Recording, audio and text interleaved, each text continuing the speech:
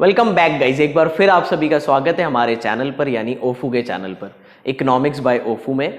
National income वाला chapter हम पढ़ रहे हैं। वैल्यू एडेड मेथड हमने ओवर कर दिया। एक्सपेंडिचर मेथड की बेसिक का वीडियो हम देख चुके हैं।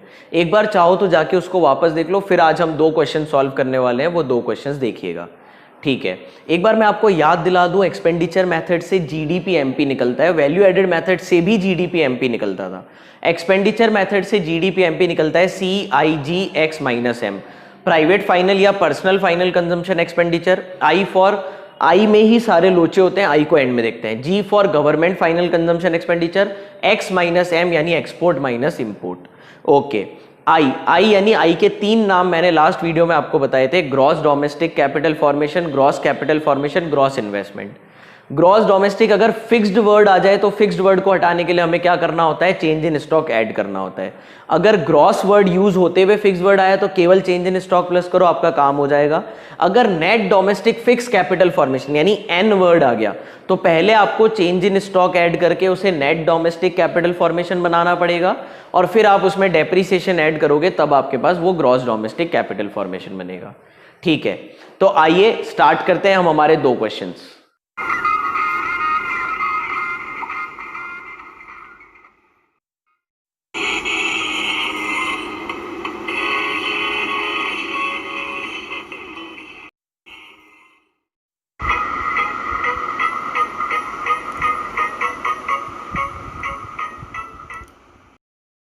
वेलकम बैक गाइज, एक बार फिर आप सभी का स्वागत है हमारे चैनल पर। आप देख रहे हैं economics bye ओफू।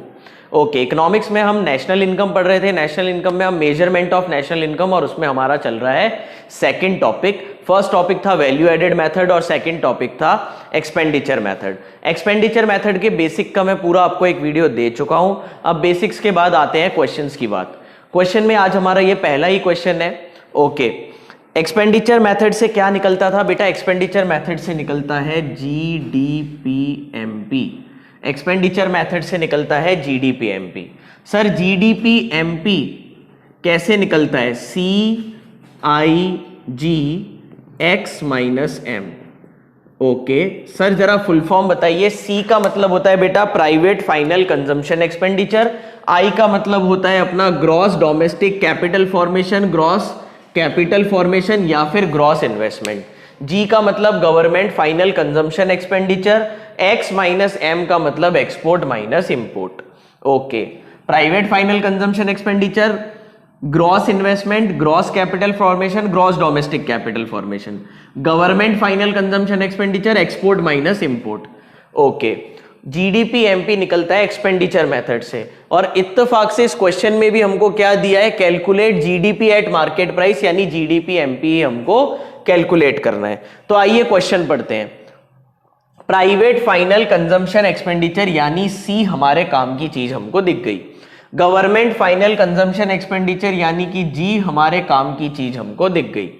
Okay, net domestic capital formation यानी NDCF, जबकि हमें चाहिए क्वेश्चन में GDCF का मतलब होता है I यानी कि इन्वेस्टमेंट।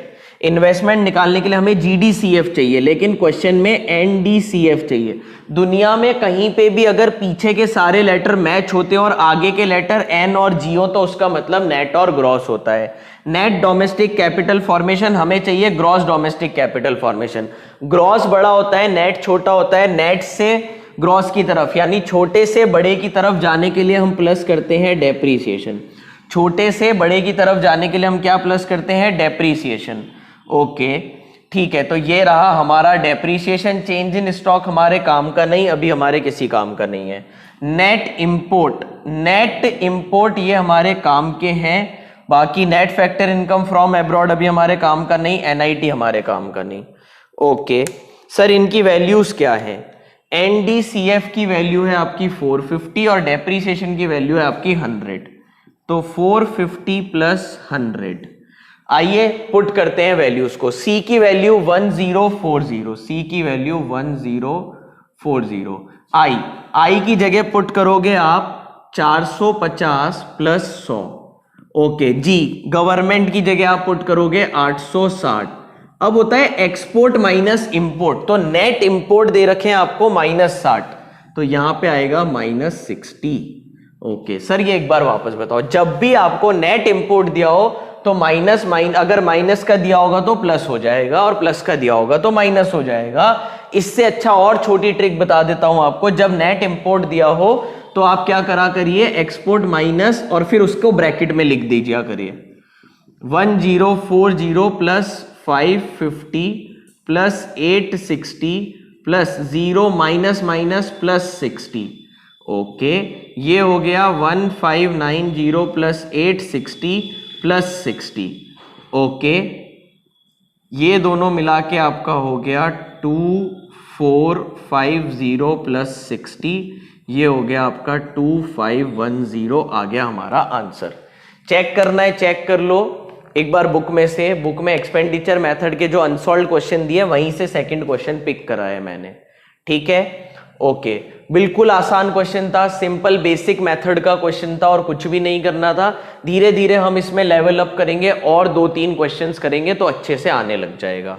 नोट करना है नोट कर लो, स्क्रीनशॉट लेना है स्क्रीनशॉट ले लो।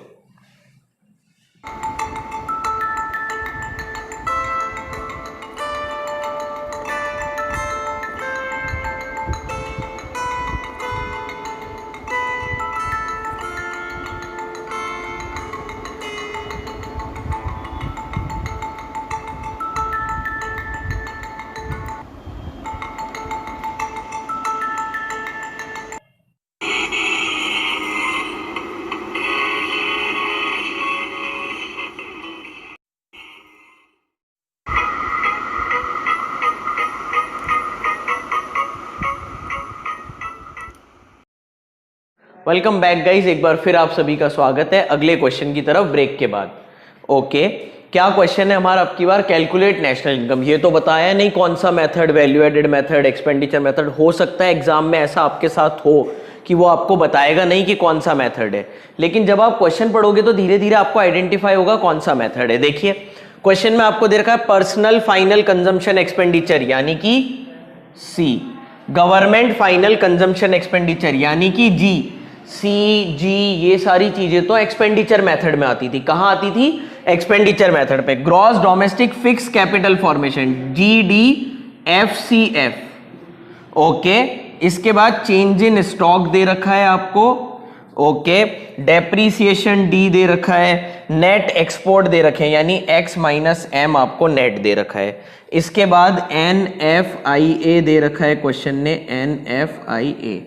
ओके, नेट इनडायरेक्ट टैक्सेस यानी NIT दे रखा है। वेजेस एंड सैलरीज कभी मेरे आज तक काम में नहीं आया है, वेजेस एंड सैलरी अभी तक मैंने पढ़ाई नहीं किसी भी मेथड में। सर मुझे याद है कि एक्सपेंडिचर मेथड से GDP-MP निकलता है। क्या निकलता है बेटा? GDP-MP। कैसे निकलता है? CIG X -M से।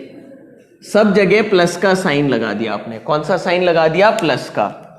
ओके सर लेकिन क्वेश्चन में तो नेशनल इनकम मांगा है। बेटा नेशनल इनकम निकल जाएगा जब तेरा GDP-MP सही निकल जाएगा। ओके सर सी की जगह मैंने रख दिया 1220 प्लस सर आई ही तो दिक्कत होता है हर क्वेश्चन में। आई का मतलब होता है GDCF, लेकिन अब की बार हमें क्वेश्चन ने क्या दे रखा है? GDFCF।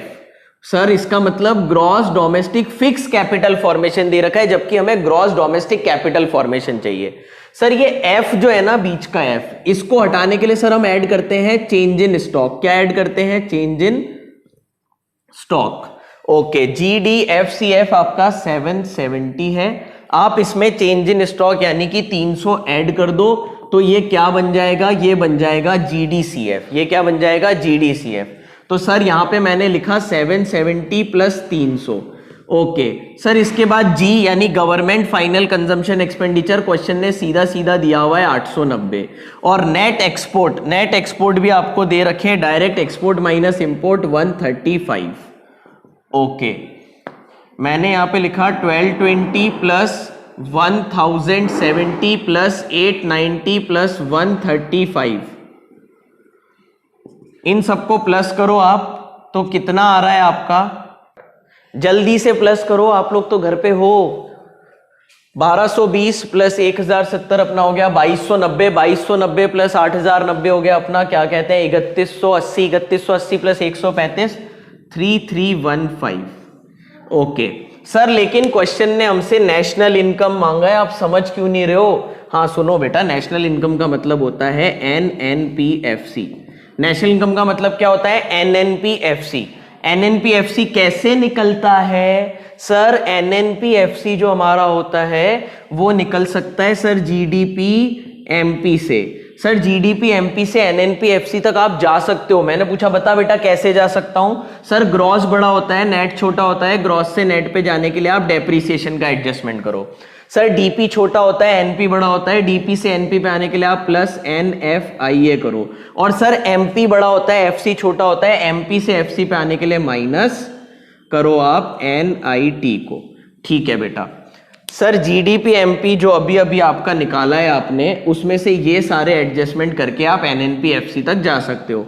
3315 minus depreciation. डेप्रीसिएशन कितना दिया है क्वेश्चन में? 200।